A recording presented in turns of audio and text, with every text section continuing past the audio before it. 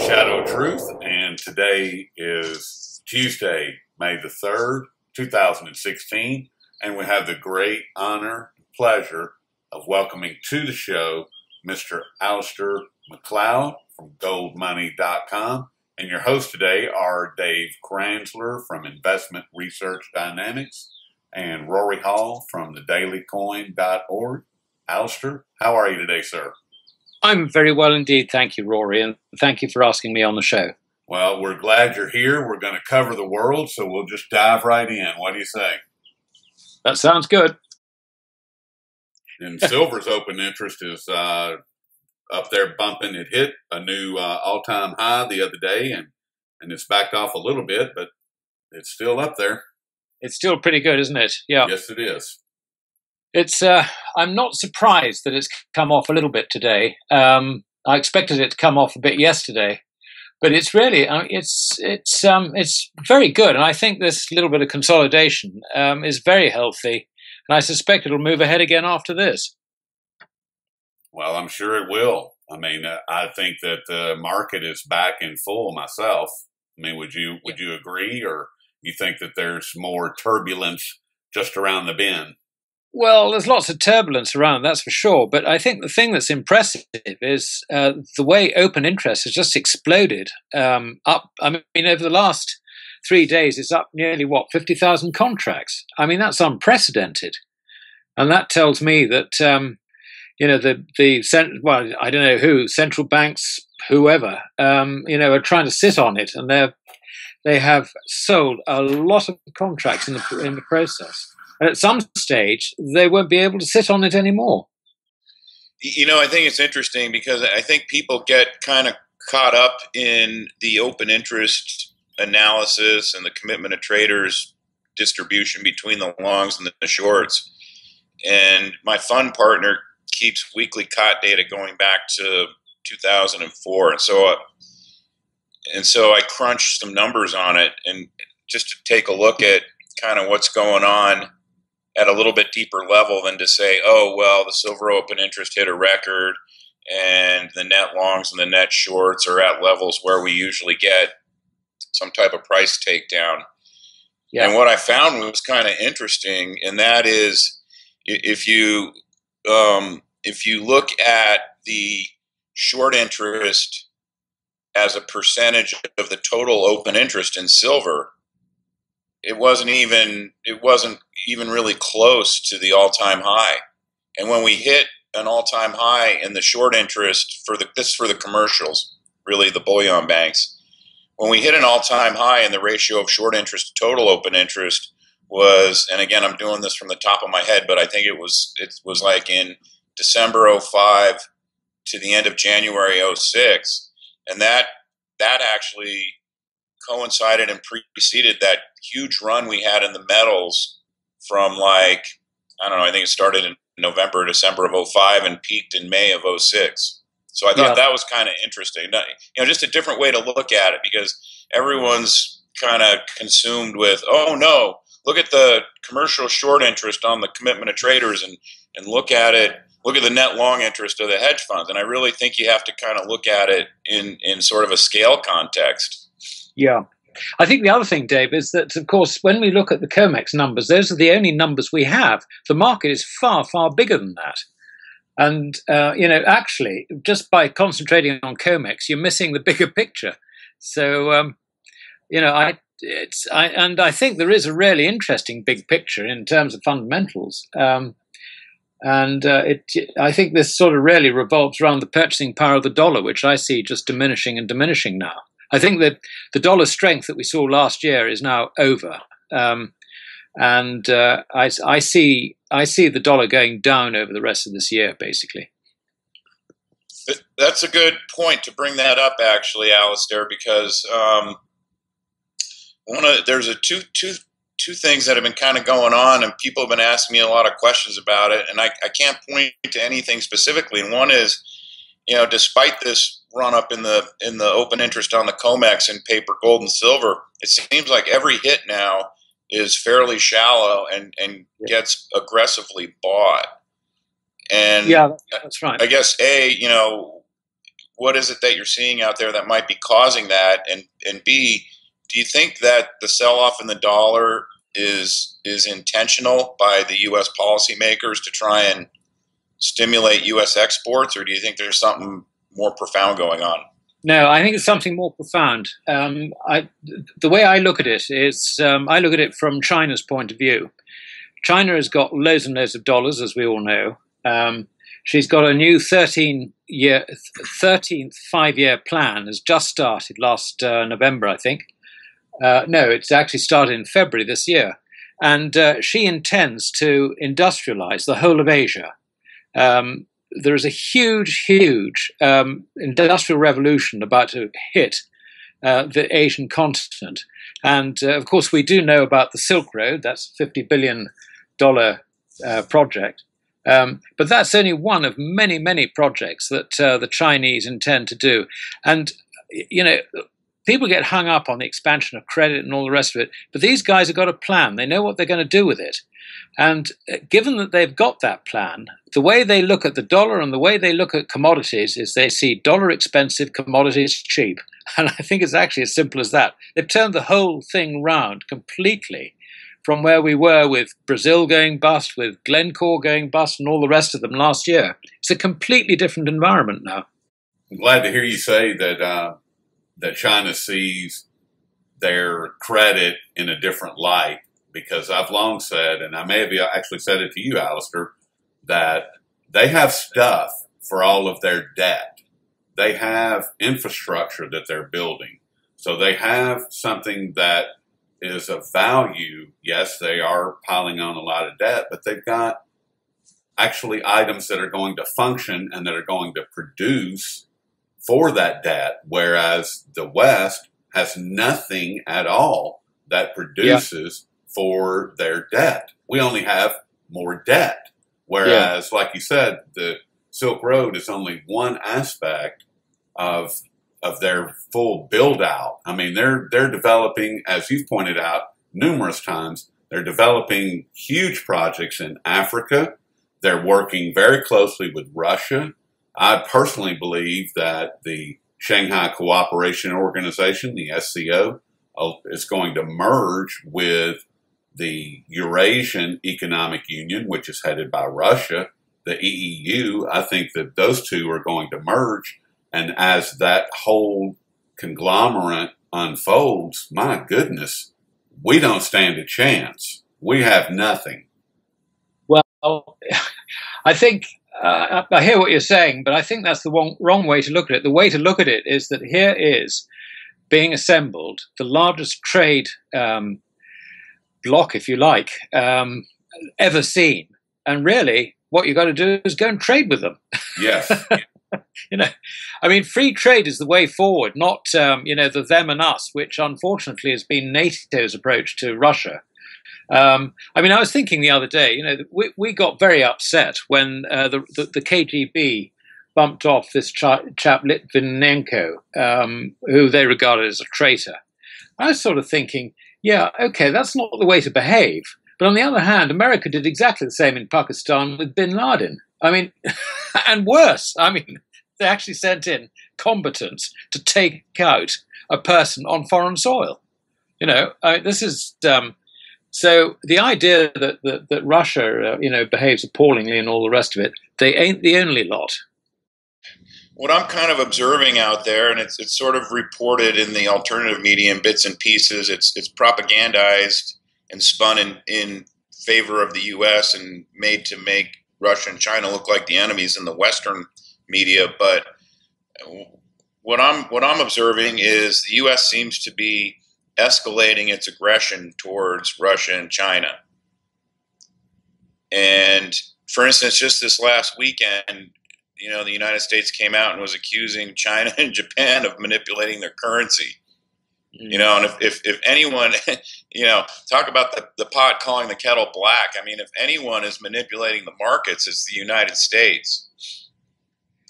And I really, the way I'm looking at this, I really think Russia and China are trying to deflect or absorb as much of the U.S. aggression as possible, because it could break out into a world war.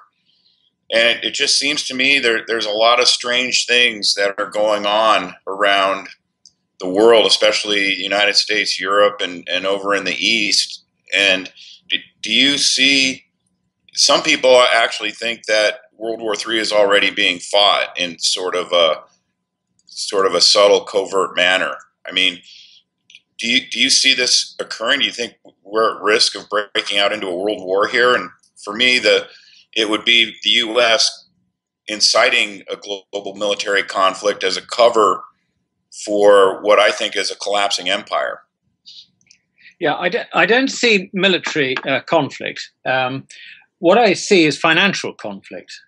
Now, whether you call it a sort of a financial war or whether you call it financial positioning, I think is a moot point. China realizes that there is absolutely no point in getting into any sort of military conflict with America. And also, when it comes to managing her position in a financial war, if we call it that, she's going to be very, very careful to ensure that she is not blamed when things go wrong. And this is always the way she works. This is why she doesn't go into the gold market and drive up the price, even though it's probably in her interest to see a higher gold price because of the amount of gold she's got.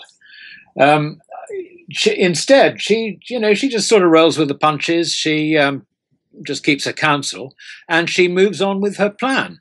And it's been very impressive, certainly, to see, first of all, last year we saw the establishment of the Asia Infrastructure Investment Bank.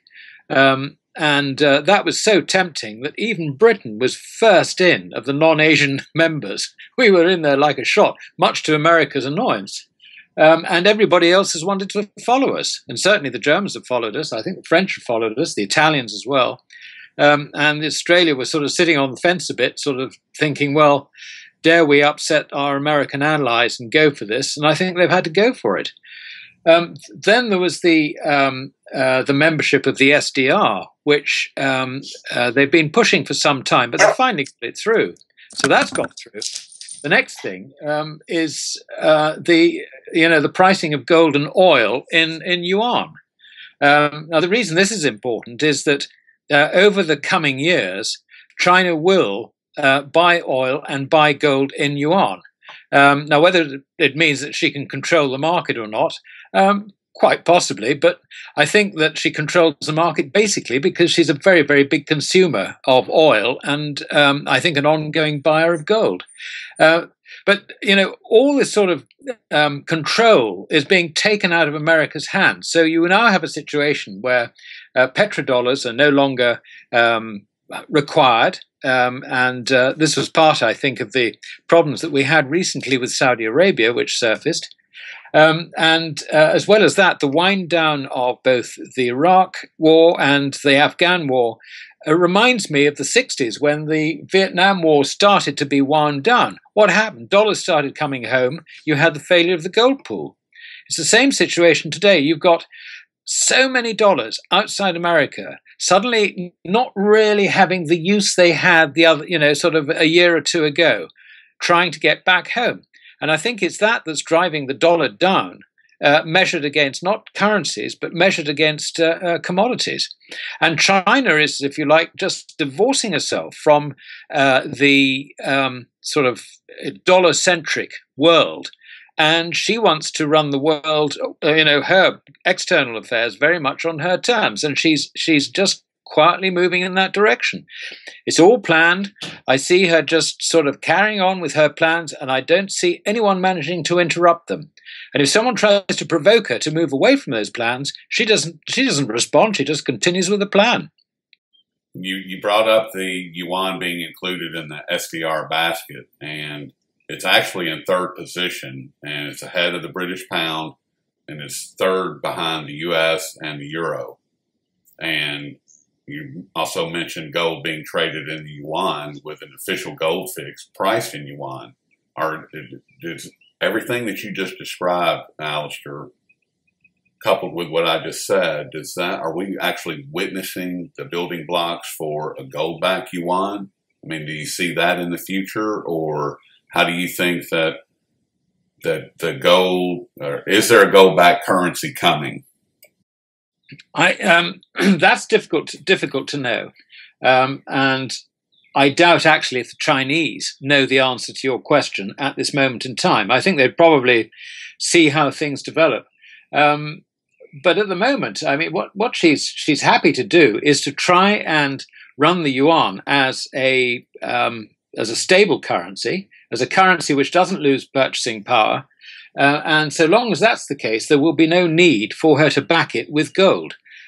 If there is any sign of weakness in the future, or if it suits her to help divorce her from, from the world of the dollar as reserve currency to introduce gold, then she may well do so.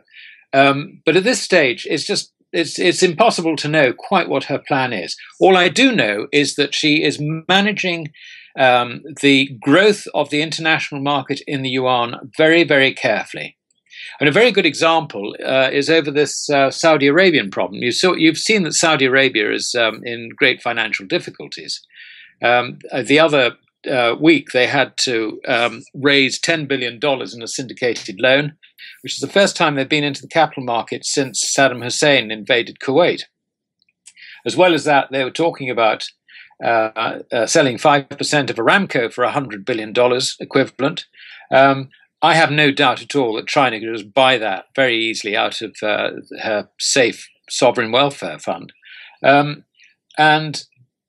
what this is sort of doing, I think, is that China can make loans available to Saudi Arabia, help Saudi Arabia pay her bills, basically by lending her dollars, which she's got loads and loads of, but insisting on payment back in yuan.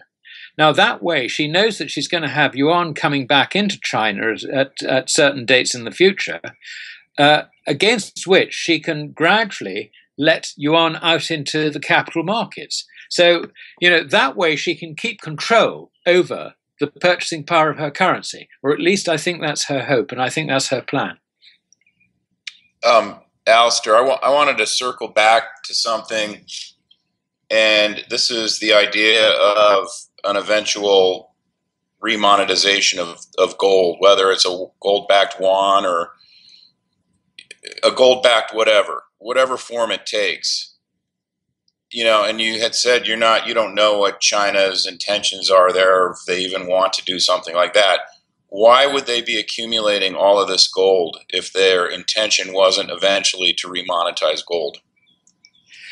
I think there's several very good reasons for this. Let's start with when she started doing this, which was back in 1987. When she started doing it, I think she saw it as a means of getting rid of surplus dollars, as it were. In exactly the same way as Germany did in the post-war years. She converted her dollar surpluses, or some of them, a portion of them, into gold. And I think it then follows from there that after a while it became a geostrategic situation. I think her intelligence told her that the amount of gold that the Americans actually have out of that 8,134 tons is probably diminished by quite a lot. That being the case, it makes sense from a geostrategic point of view for China to hold a lot of gold, because she is then in a position, if things cut up rough in the financial war or whatever, she is then in a position to control events as, if you like, a nuclear option. So I think that's the second reason. She then encourages her own citizens to buy gold, and this is why the Shanghai Gold Exchange was set up.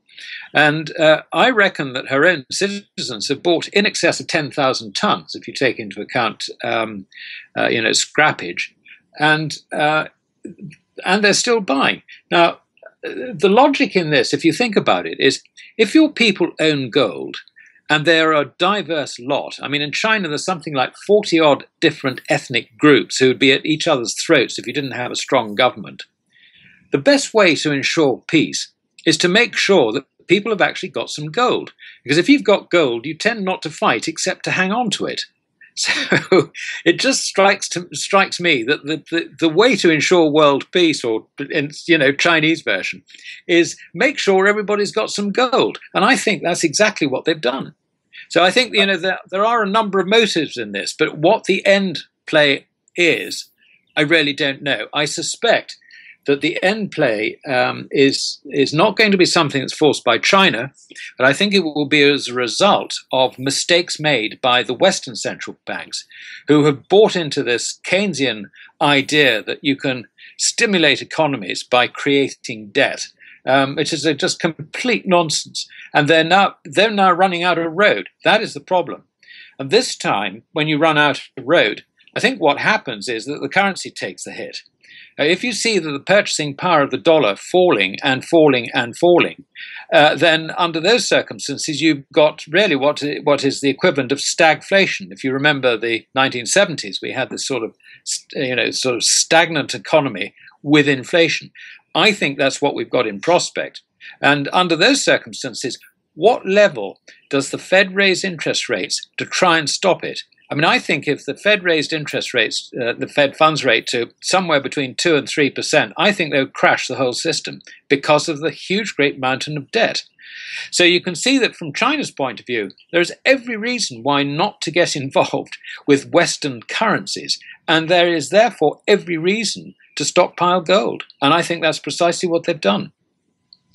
I mean, I hear you. I just don't see what the purpose is of holding gold unless you're going to somehow transform it into wealth. I mean, what's the point of having it? I mean, there's a huge difference between a fiat-based system and a gold-backed system. So to me, it's just, what's the point of holding gold unless you're going to somehow translate that into the power of wealth? And the only way that you can do that, in my opinion, is to somehow reincorporate gold back into the monetary system. Well, you could look at it sort of very simplistically. The Chinese have got, $3 trillion of reserves. They have got a whole lump of gold. I actually think that the state has got more than 20,000 tons. I can't establish that, but I think it's quite likely. If that's right, then that gives you a rough idea as to the amount of insurance they've got against the dollar collapsing to zero. So, that's a very good reason to hold your gold, basically. It is quite possible that China will move the yuan onto some sort of gold standard, or maybe issue a rival to the SDR incorporating gold. We can't know that until it actually happens. She's got enough gold to do it, certainly. But I think at this stage, all she's looking at is the Western currencies, which by any rational analysis are in a terminal decline. We don't know how long it's going to take for that decline to complete itself. But under those circumstances, you're certainly going to want some insurance against that because you have to trade with the West. And ultimately, when those currencies go, your currency may well go with it, because if all paper currencies go, it doesn't matter whether you're sort of China, Russia, or wherever, you are affected. And under those circumstances, the country that has got the most gold is the most powerful country on earth. And I think that's roughly all that China's looking at the moment. Well, I agree 100%, but then you have to take the transition between having the gold and unleashing the wealth that's embodied in that gold. And how else do you do that unless you remonetize it? I mean, I've thought that that's been their end game now.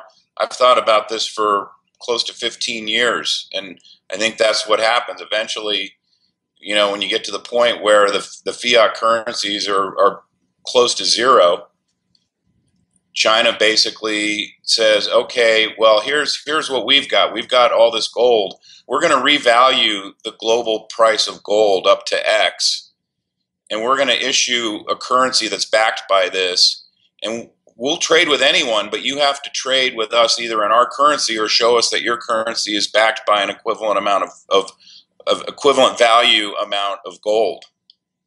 Well, I think that's where the rubber meets the road eventually. Yeah, I don't think that's necessary, and I don't know that would work anyway. I think it's quite simple that when the currencies go, I mean, you don't need to monetize gold. Gold is already money, as it were. So you got to make it fungible, Alasdair. It's already. I'm not going to walk into Walmart with a 400-ounce brick of gold and say, sell me some stuff. No, but I tell you what, Dave, you can walk into Walmart with a BitGold account and you can deal on that. I mean, it's not a problem. I own a BitGold account. I think it's ingenious.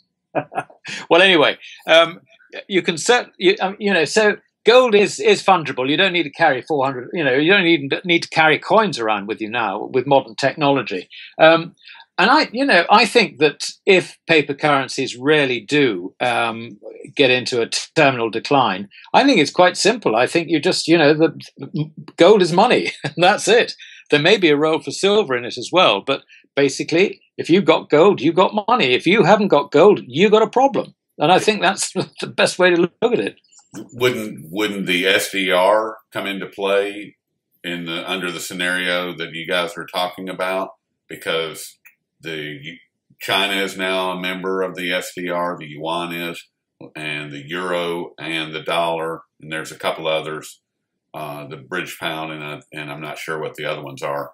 But wouldn't China be able to leverage their role with the SDR and say, yeah, we're done with the dollars, we're done with whatever, and we're going to start trading in SDRs? And I don't see that, Rory. It's a very simple. No, all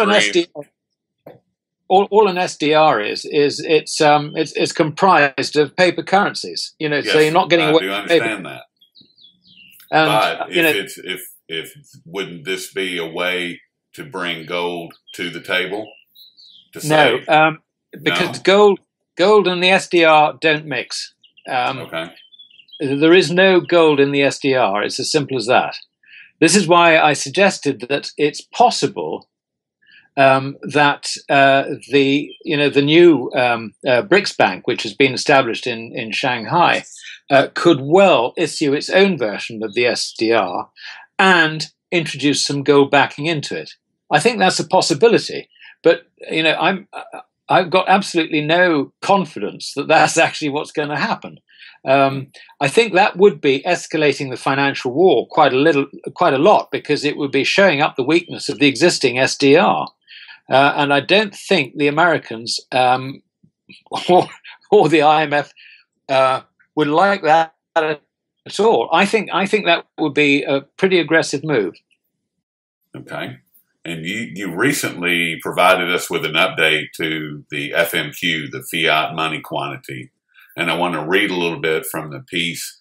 I want to read a little of this piece of information, and then would like to ask you to expand and explain what this is all about. And I'll try and remember what I wrote. It ties right into what we're talking about. Okay. And it's under the header of implications for the gold price. Right. And this is what it says. As already stated, the purpose of FMQ is to quantify the distance of travel between sound money, which is gold, and unsound money, which is fiat currency and bank credit combined. FMQ can show the points at which the relationship between gold and fiat became too stretched in the past. The chart below shows the relationship between the nominal gold price and the price adjusted over time by both the increase in FMQ and above ground stocks of gold. If you wouldn't mind, Alasdair, just kind of explain that, because to me that is your whole idea of FMQ and gold. Yeah, basically that long-term chart. I think the chart I showed goes back to the 1930s, when gold was first fixed by Roosevelt at $35 an ounce. You can see that over time the price of gold adjusted by the increase in FMQ and the increase in above-ground stocks declined from that point to a level which I think eventually went down to around about, I don't know, sort of, was it $3 or $4 or $7 or $8, something like that. I think I've actually, while I'm talking, I'm just getting that chart up. Yeah, and in 1968, at the time of the gold pool failure, it was down to the equivalent of $4.8. This is in constant 1934 dollars. It then recovered in the 70s, and when it hit at that high point, it got up to about $50. So you can see $50 compares with $34, and at the moment it's down to around about $11.2. So we haven't got down to the level of the gold pool failure, but we're back down to where we were at the time of 2000, which was the start of the last bull market, and we're at the same level now. So I would suggest that actually gold has got the sort of springboard level, if you like, certainly relative to the quantity of fiat money in existence per ounce, for gold to start moving up again. As to whether as to whether they'll increase the production of money, I think they probably will. I think you'll find that in the next crisis, which I think is likely to emanate out of Europe, by the way, and we can discuss that separately. I think that all central banks will try and rescue the banking system by injecting as much liquidity as it takes, in the comfort that last time this happened, under the Lehman crisis, they printed like fury, increased all the central bank balance sheets were increased, and there was no sort of apparent inflationary consequence. So I think that's going to encourage Yellen and Carney and Draghi and the Japanese guy to print like fury to bail us out of the next crisis. So, but the next crisis, I think, is likely to be from Europe. I mean, that to me looks like being where the next crisis is coming from. The Italian banking system is very, very shaky. The Austrians have bailed out their bail-in of HEPA Bank, which was a bad bank, and we know that Deutsche Bank is already being sort of, if you like, it's a corporate rescue situation, as is Credit Suisse. So the banking situation in Europe is just not good, and we've got wildly overvalued bond markets. And of course, guess what? All these banks have government bonds on their balance sheets. If those bonds start correcting to anything like a sensible price, it's going to wipe out the banking system. So I think it's a very fragile situation, and this is why I think we might have seen the turning point in terms of the relationship between gold adjusted for the increase in FMQ. Just to I agree with everything you said there, Alasdair. But just to circle back, you had mentioned that the first round of massive money printing, that they sort of put lipstick on that pig by calling it quantitative easing. You'd said it didn't create any apparent inflation, and the truth is, well, a lot of that money that was printed was sort of maintained inside the banking system. So it's sitting on the bank balance sheets in the form of excess reserves. And that actually has translated into very serious inflation. And that would be the inflation of the stock market and inflation of bond prices. And when that gets undermined, that's where I think everything collapses. Yeah, I agree with you entirely on that one. I mean, what I would mean by no apparent increase in inflation is, according to the statistics, I would say that what they've done is they've tamed the statistic. They haven't tamed inflation. But, if you've tamed the statistic, then you sort of carry on in the belief that everything's hunky-dory. And that's roughly where they are. Yeah, Paul Craig Roberts has a great way of stating that. He said the reason why the government inflation report doesn't show any inflation because it doesn't measure prices. I mean, I know I just went and bought a pound of ground beef couple days ago, and I hadn't bought ground beef for about 3 months, and it was up another 20% from the last time I bought it.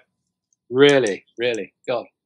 Yeah, well, inflation has continued. I mean, we've got the Chapwood Index shows that, in 50 major US cities, it sort of averages something like 9%. I mean, this is way above anything that you see in the CPI.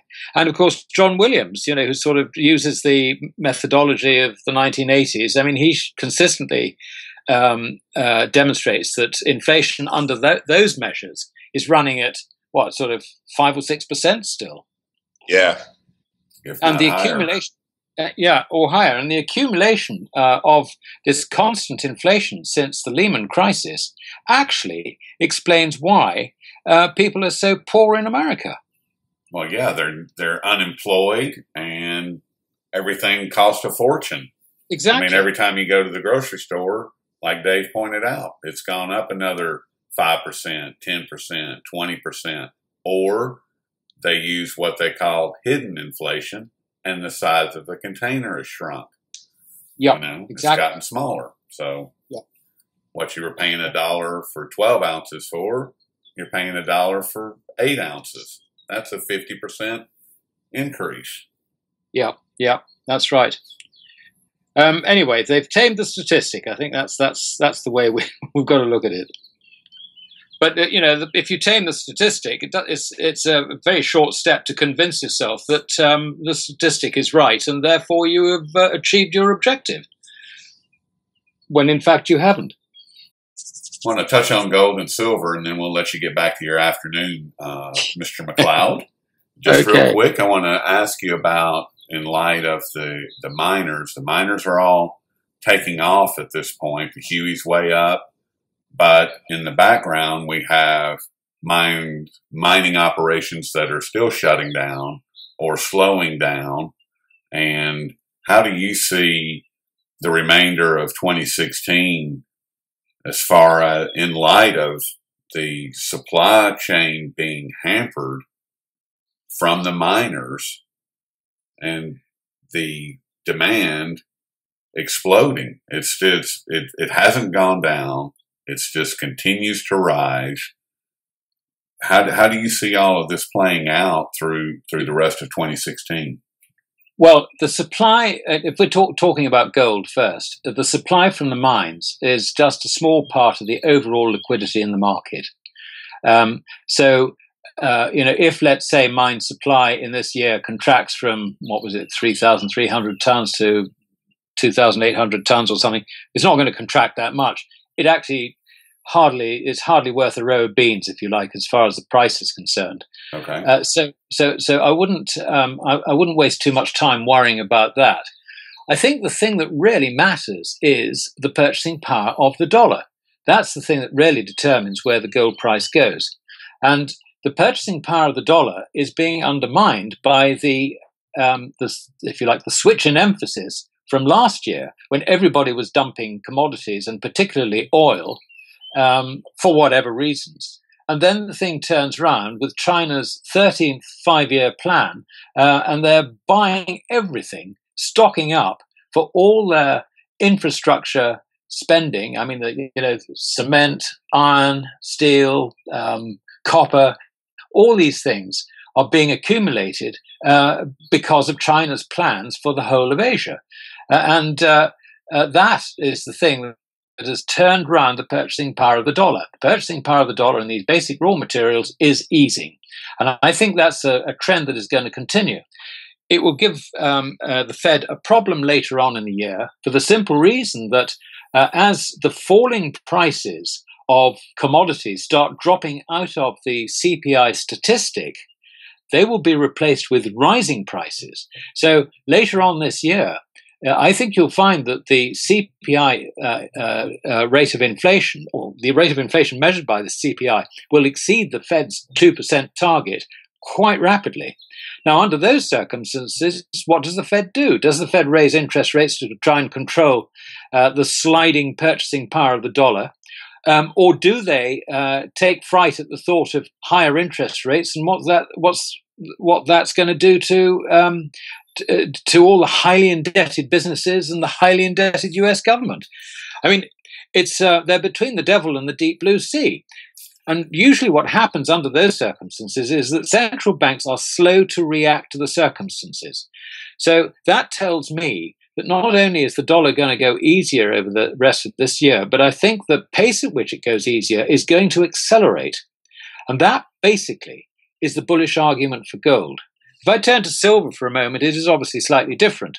In the case of silver, the production has slowed. It's slowed because it's a byproduct of all the other things. And here, your mining story is absolutely dead on.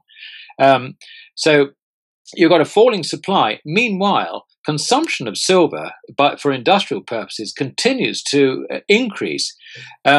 The solar panel business is just, I don't know if in America, but in Europe, is really taken off. And guess who makes it all? The Chinese make it. Mm-hmm. So, we've got solar panels. I mean, the farmers around here don't farm sheep and things like that anymore. They farm energy. I mean, it's just absolutely ridiculous. So demand for silver is continuing to increase while the supply is dropping. And I think that was part of the reason why when silver got left behind in the last month, it started catching up, and it caught up very, very rapidly. It's still not actually, I think, totally caught up.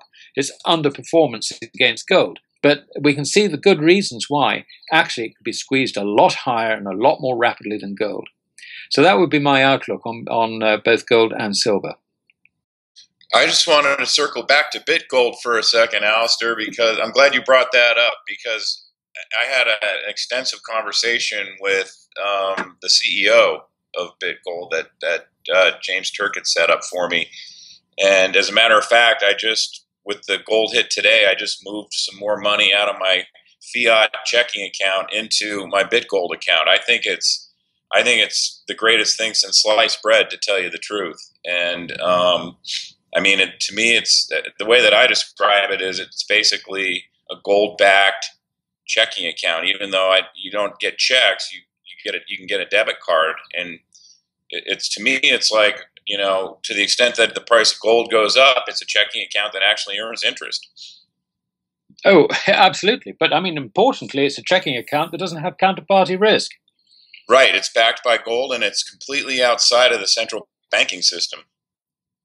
I would say a bit more than that. It's not backed by gold; it is gold. Right. Big difference. Right. Understood. It's the monetization of gold. Yeah, which actually is brilliant because we until this happened, we were all going around saying, well, Gresham's law drives out, bad money drives out the good, and that's what's happened to gold and all the rest of it. But here, Roy Sabag and Josh Crum have turned the whole of this sort of theory on its head, and we've got gold going back into circulation. We've now got nearly 900,000 accounts, and that is in precisely 1 year. I think it's a tremendous record. That's incredible. Well, it shows also.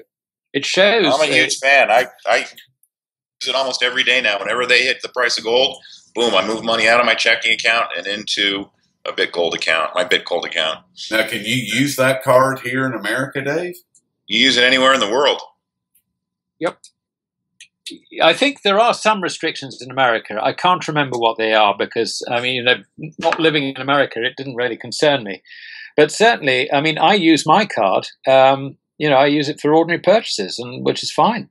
It just works brilliantly. It's a preloaded. You preload it from your BitGold account, as you know, and it's a MasterCard, and the one that I got issued actually has that new chip on it. Yeah. And you can set it up so that you can automatically, preload. So if you know roughly what you spend in, say, a week or a month or whatever it is, you can just, charge it up with the requisite amount of money, the requisite amount, periodically, whether it's weekly or monthly. Right.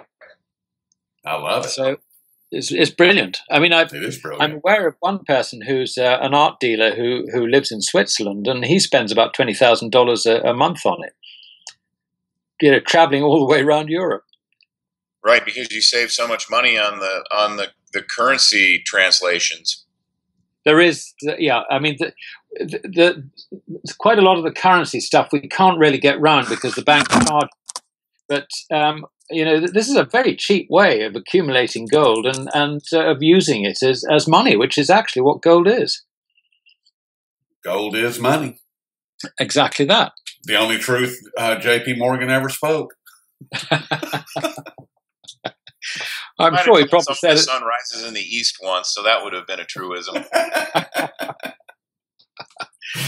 I think he was a bit more honest than today's bankers. I'll give him a bit of credit. I agree. That's a pretty low bar. I can say it with confidence then. Oh, well, we've been speaking with Mr. Alasdair Macleod from goldmoney.com, and you can find all of his great work at goldmoney.com, and you can also find his work at financeandeconomics.org. Alasdair, thank you so much for all your time today. This was great. Rory, that's my pleasure. Thank you very much indeed for asking me. Alasdair, thanks a lot for your time. That's been great. As always, I consider you one of the go-to must read, must pay attention to people out there. Well, that's very kind of you. Over the last 15 years, I've weeded out most of the people, but you're one of them who is, sort of, to me, it's the cornerstone of honest economic analysis out there. Well, that's very nice of you to say so, and it's much appreciated. Thank you. And it's been great talking to you too, again, Dave, as well.